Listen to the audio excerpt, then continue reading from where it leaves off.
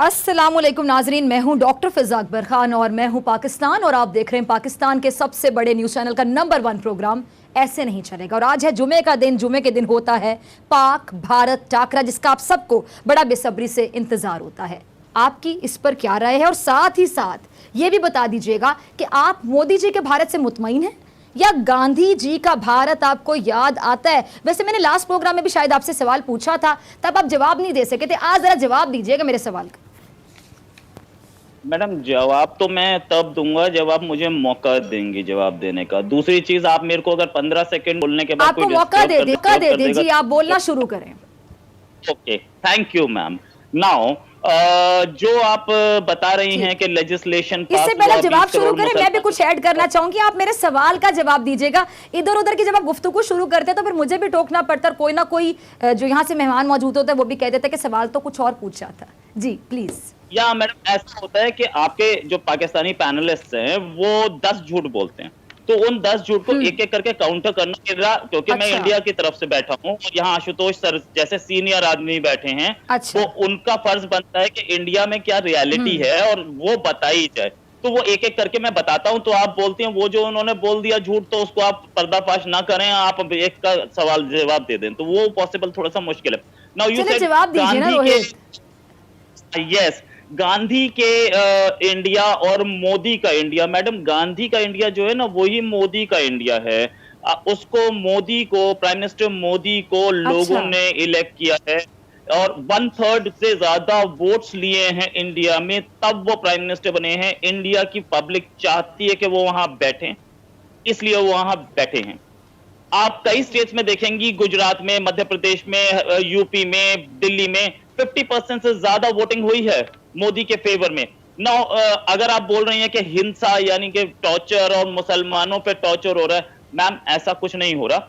असलियत ये है कि यहाँ मुस्लिम्स को बराबर राइट्स हैं, यहाँ मुस्लिम्स प्राइम मिनिस्टर्स हैं, यहाँ मुस्लिम्स जजेस हैं, यहाँ मुस्लिम्स सरकारी जॉब में हैं, बड़े बड़े IPS IAS ऑफिसर्स हैं।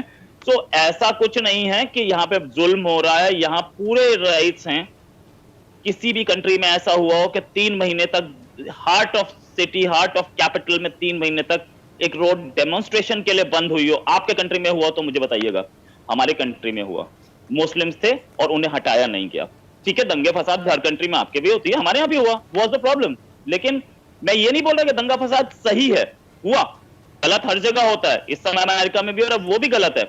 लेकिन राइट्स पूरे हैं, सबको हैं, और ऐसा नहीं है कि कोई कोई बहुत बड़ा उनके ऊपर जुल्म हो रहा है या समथिंग एल्स। अच्छा चलें जी, मलिहा आपकी तरफ आती हूँ। रोहित, मैंने आपको बिल्कुल भी इंटरप्ट नहीं किया, ठीक है। अब मैं मलिहा आपकी तरफ आती हूँ। मलिहा, आप यकीनी तौर पे रोहित की बातों का भी जवाब देना चाह रही हूँ, वो भी दीजिएगा। साथ ही मैं सवाल पूछना चाहूँगी कि सरहद की जो सूरत हाल है वो हम देखते हैं कि दिन ब दिन संगीन होती जा रही है। भारत के अंदर अगर हम सिचुएशन देखें तो वहाँ पर भी आग लगी हुई है। मोदी आग लगाने पर बाजिद है। मुसलमान वहाँ पर सफ़र कर रहे हैं, सिख वहाँ पर सफ़र कर रहे हैं, तमाम माइनॉरिटीज़ वहाँ पर पिस रही हैं, और रोहित कह रहे हैं कि वहाँ पे ऐसा कुछ भी नहीं है। रोहित अगेन एक ऐसे भारत का नक्शा खींच रहे हैं जो मुझे तो नजर नहीं आ रहा। अगर आपको नजर आ रहा है तो जरा मुझे भी समझा दें, नाजरीन को भी, और रोहित को भी जरा समझा दें अपने अल्फाज में। जी बहुत शुक्रिया Fiza, thank you very much for having me on the show. सबसे पहले तो मैं रोहित साहब को ये बताती चलूं कि 10 झूठ की बात की तो देखें, पाकिस्तान तो आपके झूठ को कॉल आउट करता है। पाकिस्तान तो पहले दिन से आपको कश्मीर पर भी निगोशिएशंस के लिए कहता रहा कि निगोशिएशन टेबल पर आ जाएं। आपको हर बार अमन की दावत दी पाकिस्तान ने, लेकिन ये मोदी साहब जो आप कहते हैं ना कि भारतीय चाहते हैं कि वो आए हुकूमत में और वो आ गए, ये अनफॉर्चुनेटली आपका जो बीजेपी का एक्सट्रीमिस्ट माइंडसेट है वो चाहता था कि आ जाएं। अभी भी आपकी अरुंधति रॉय जैसे लोग, राजदीप सरदेसाई जैसे लोग जो कि कॉमन मैन की आवाज़ हैं, जो कि रीजनेबल भारतीय हैं, वो ना मोदी की आइडियोलॉजी से इत्तेफाक रखते हैं।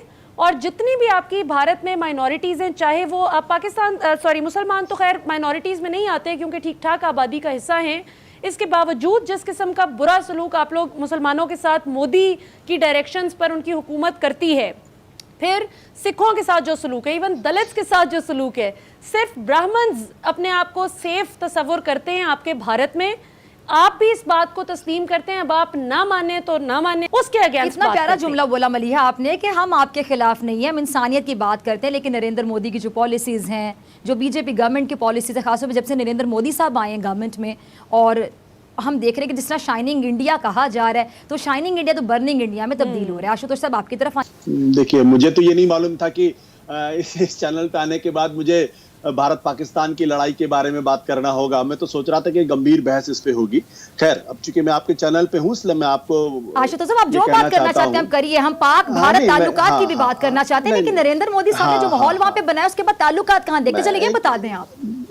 देखिए, सबसे पहले तो आप लोगों को ये समझना पड़ेगा, और ये समझना पड़ेगा कि हिंदुस्तान पिछले 70 सालों से एक डेमोक्रेटिक कंट्री है। यहाँ पे कॉन्स्टिट्यूशन के हिसाब से चीजें चलती हैं। यहाँ पे मिलिट्री कू नहीं होते हैं, और यहाँ पे कोई भी आर्मी जनरल अचानक तख्ता पलट करके हिंदुस्तान का बादशाह नहीं हो सकता, ना हिंदुस्तान का प्रधानमंत्री हो सकता है। यहाँ पे चुनाव होते हैं, और 5 साल के बाद चुनाव होते हैं, और जनता चुनती है, और जनता की वजह से लोग यहाँ के प्रधानमंत्री बनते हैं, और जनता ही उनको किनारे भी कर देती है। तो एक बुनियादी फर्क है, इसको हमें समझना पड़ेगा। दूसरा, हिंदुस्तान की माइनॉरिटीज के बारे में, हिंदुस्तान के लोगों के बारे में थोड़ी सी भी बात करने के पहले थोड़ा सा हमको ये भी समझना पड़ेगा कि पाकिस्तान के अंदर माइनॉरिटीज की स्थिति क्या है। मैं आपको ले जाना चाहूंगा 1953 के पहले की स्थिति, जब वहां पे अहमदियों का क्या हाल हुआ, और उसके बाद आप लोग किस तरीके से अहमदिया और दूसरे लोगों को बिल्कुल पाकिस्तान की जो डेमोक्रेटिक पॉलिटी है वहां से उनको किस तरीके से किनारे कर दिया गया। तो हम इस सवाल में ना जाएं तो बेहतर है, क्योंकि दोनों तरफ क्योंकि दिक्कतें बहुत ज्यादा पैदा हुई। मैं एक ही बात कहना चाहता हूं कि हिंदुस्तान के अंदर जो कुछ भी हो संविधान के हिसाब से, लोकतंत्र के हिसाब से है, और हर मुल्क के अंदर उसकी अपनी दिक्कतें होती हैं, चाहे पाकिस्तान हो चाहे हिंदुस्तान हो। आज कम से कम हिंदुस्तान की जो हैसियत है पूरे अंतर्राष्ट्रीय बिरादरी में, उसका मुकाबला कम से कम पाकिस्तान से तो बिल्कुल ही नहीं है। पाकिस्तान की हैसियत पूरे दुनिया के अंदर जो है वो मैं बताना नहीं चाहता हूं, क्योंकि उसकी इमेज एक ऐसे मुल्क की है जो आतंकवाद को एक्सपोर्ट करता है, और वहां पे डेमोक्रेटिक किसने बनाया ये इमेज? गलत इमेज, जो क्या बकायदा समझ आ रहा है कि आतंकवाद पाकिस्तान नहीं है। कौन है जहां पे आग लगी हुई है? आशुतोष साहब ये भी क्लियर कीजिए ना जरा साथ साथ। मैं आपकी बात को इंटरप्ट नहीं करना चाह रही, लेकिन गलत बात कर रहे हैं ना। माफ करिएगा, मैं बिल्कुल आपका जवाब मैं लूंगी। मैं बिल्कुल तू मैं नहीं करना चाहता आपके चैनल पे। मैं तो गंभीर बहस के लिए आपके टीवी चैनल पे आया था, और अगर तू मैं करना है तो मैं तू मैं करता भी नहीं। मैं बिल्कुल सीधी सी बात कहना चाहता हूँ कि हिंदुस्तान पर उंगली उठाने के पहले पाकिस्तान आशुतोष साहब मेरी बात सुनिए, एक मिनट यहीं पर रुक जाइए। देखिए, मैंने आपको बड़ी इज्जत से बुलाया प्रोग्राम में, मैं आपको एंड तक रिस्पेक्ट दूंगी, हमेशा रिस्पेक्ट दूंगी।